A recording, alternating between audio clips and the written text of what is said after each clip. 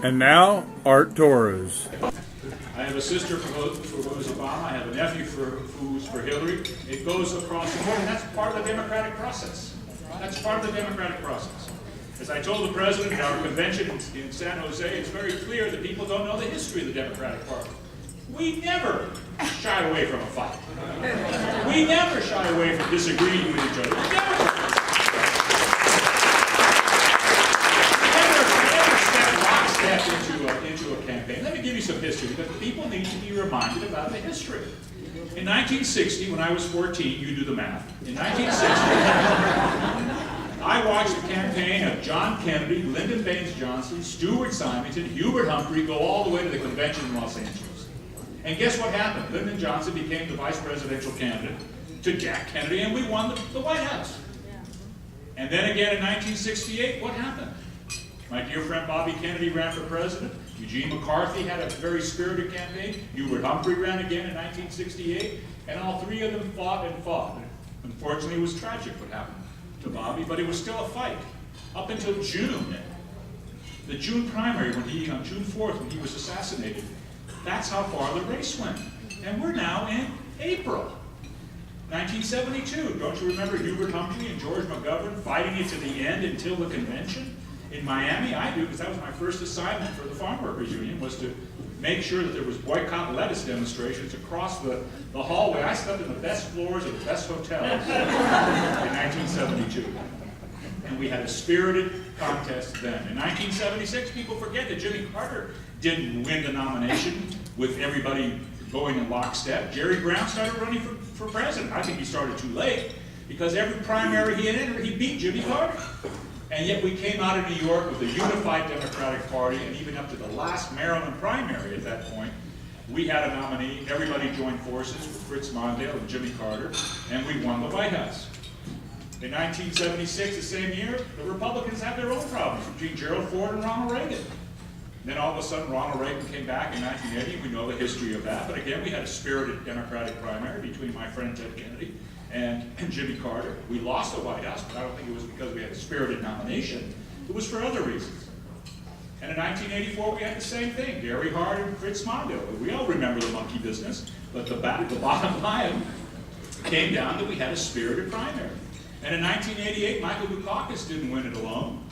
He had a spirited primary until the August convention in Atlanta, Georgia. He had a 17-point lead, and he blew it. And we all know why he blew it.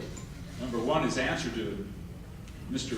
CNN at the time regarding the death penalty and the alleged murder of his wife. But more importantly, because he didn't fight. I'll never forget being in a car with Michael Dukakis and myself in September of '88, driving through Los Angeles. And I asked him, when are you going to start attacking? And he said to me something I'll never forget. I don't want to win that way. And I thought, whoa, we've lost already.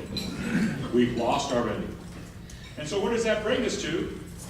1992.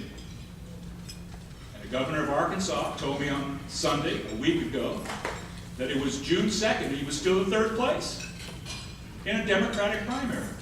So whether it's Barack Obama who's behind or ahead, whether it's Hillary who's ahead or behind, we have a historic nomination process.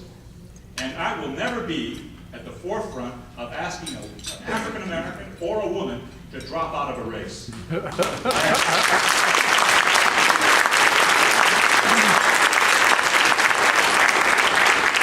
frankly, as long as they don't attack each other personally, I think it's spirited. And I think it increases the attention on our Democratic nominee, so that when we do have a nominee, and we will, in Denver, we will seat the Michigan and Florida delegations, even though Michigan was a little more stupid than Florida.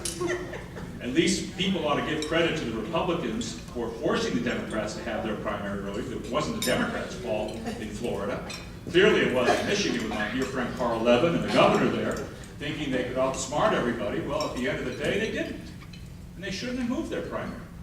Because at the end of the day, their real primary could have been this June, and they would have been a much more powerful force than begging to be seated today. And so people say, well, we got to resolve this. Wait a minute. These committees haven't even been appointed yet. We don't have a credentials committee to rule on Michigan or Florida yet. And why is that? Because all the primaries are not over. The last primary is in June in Puerto Rico. Once that's done, then every state will submit the names of people to serve on the Credentials Committee, the Rules Committee, and the Platform Committee. And that's when those committees will start to meet, mid to late June. It always works that way. So the media wants to accelerate, the media wants to create animosities and problems. We have to be steady on the prize. And the prize is the future of this country. That's what we have to be concerned about and disciplined. Because keep in mind that in February 5th, 2008, 5 million 124 Democratic ballots and several 100,000 independent voters voted in our primary, February 5th, 2008. 1.9 million more ballots cast in the Republicans in California. 1.2 million. Voter registration in the last 45 days in California, we beat the Republicans 150,000 to their measly 39,000 in terms of people that were registered to vote, and we're going to continue to do that. We registered of the people that were registered to vote in that same period, 61% were Democrats. 61% were Democrats. And we need to continue to do that. So as of January 22nd, which is the last item I received from the Secretary of State, Deborah Bone, we have 6.7 million Democrats, 5.2 million Republicans, and declined to states, the largest growing party in California, 3 million, for a total of 15 million people registered to vote today. That doesn't include all the young people we're going to go after to make sure they participate in the process. And what are we doing about that? When we go to Denver, we will have 441 delegates from California. New York, the second largest, has 280. So we are the big gorilla in the room. And we're going to make sure that they understand that in Denver. And how are we going to make sure of that? Because we're going to have the most diverse delegation in the country. And what does diversity mean? It means representing a state and the people that live in it. And for the first time, it is no accident. It is no accident that moderate Republicans and independents will vote for a Democrat for the White House in 2008. We just got to make sure they understand why. And why we're different. And that's why I'm proud to be here in Tulare, to make sure that you get the message. That's why I drove down here today, to make sure that you understand how important it is